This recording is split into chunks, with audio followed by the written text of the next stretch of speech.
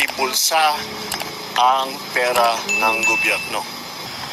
Yung rat netting, yung tinatawag na rat netting.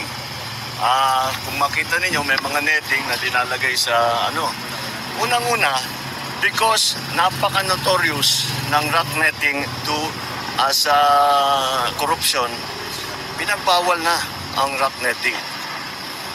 So, pero ginawa pa rin. Pinagbawal na yan eh. Pero ginawa pa rin. Bukod pa doon, kilala ko ang supplier ng rat netting. Ang presyo ng rat netting is 3,200 pesos.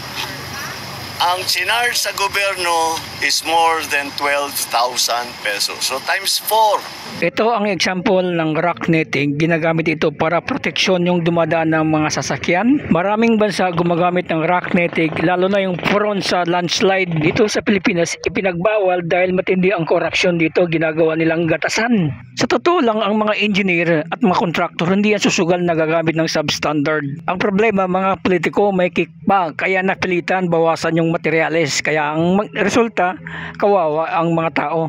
Taong bayan ang magsuffer. Ang sabi ni Presidente, economic sabotage sa lahat. Talaga walang bail ito. Dapat ang mauna ay mga politiko makulong, hindi mga engineer. I am here together with Mayor Benji Magalong to inspect some of these problematic, again, flood control projects. I think you can see for yourself na talagang hindi trinabaho ng mabuti ito.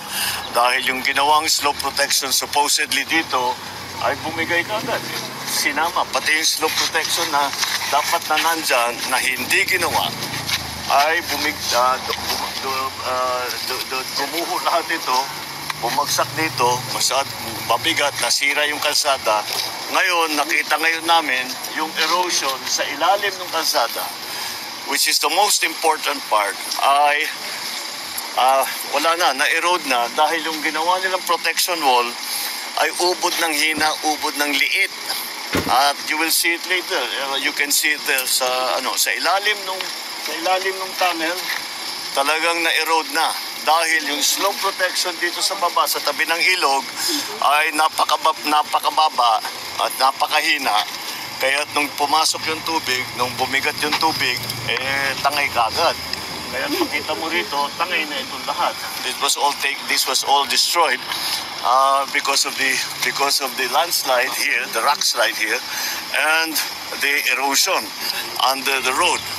Now, the project that was supposed to take care of this cost us 260 million, more or less, 260 million. The 260 million that the government spent for this project had no effect whatsoever as to protect the slope. Parang walang ginawa. Sana hindi, pareho lang. Kung hindi, wala silang tinayo, wala silang linagay na wall, wala silang linagay na riprap, wala silang linagay na slope protection, ganun din ang nangyari.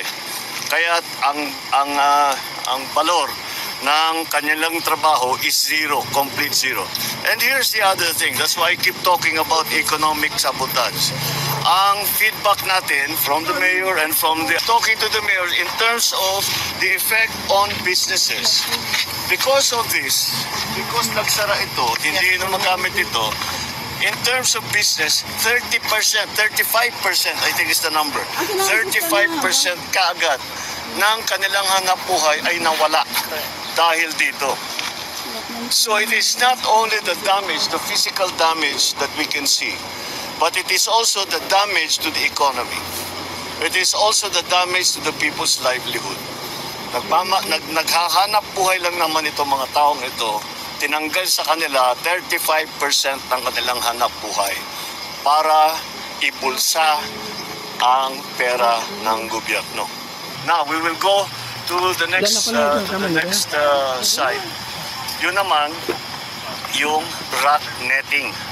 Yung tinatawag na rock netting.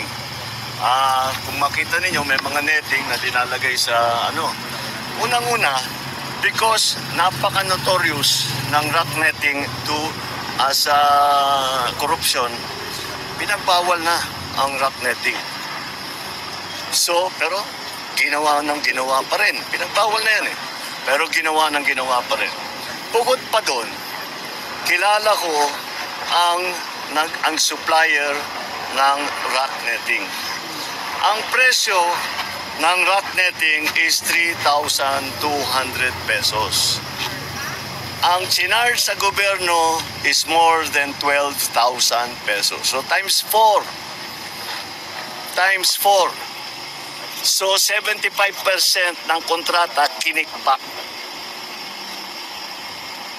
So that's the situation we are facing. Kaya't malala ito.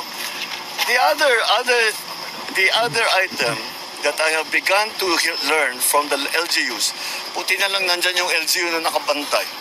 But the LGUs are complaining. Dati, ang sistema, pagka may project sa isang lugar, halimbawa, mayor ako, na may project ng DPWH o contractor doon sa lugar ko, magkukonsulta sa local government. Hindi lang, pag malaking project, hinihiring yan from barangay to municipal to province. Walang ganun. Walang ganun na ginawa dito sa lahat na ito. Eto pa,